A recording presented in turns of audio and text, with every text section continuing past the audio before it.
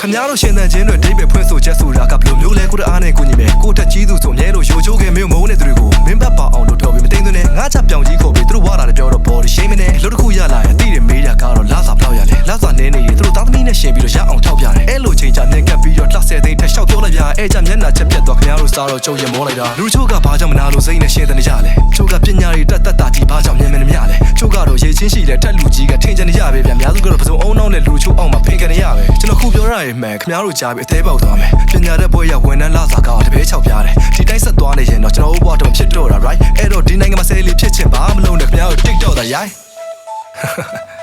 လူမရေးကြီးတယ်မိုက်ဆန်တကယ်ဆိုရေးကြီးတယ်မိုက်ဆန်လူမရေးကြီးတယ်မိုက်ဆန်တကယ်ဆိုရေးကြီးတယ်မိုက်ဆန်လူမရေးကြီးတယ်မိုက်ဆန်တကယ်ဆိုရေးကြီးတယ်မိုက်ဆန်လူမရေးကြီးတယ်မိုက်ဆန်တကယ်ဆိုရေးကြီးတယ်မိုက်ဆန်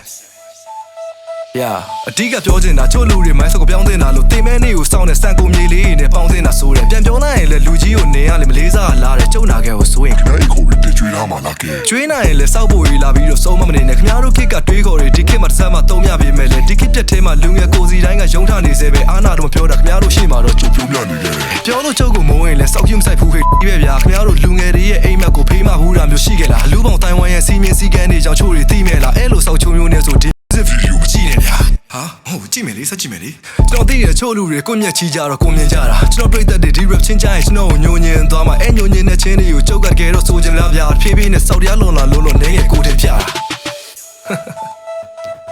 လူမရေးကြီးတယ်မိုက်ဆန်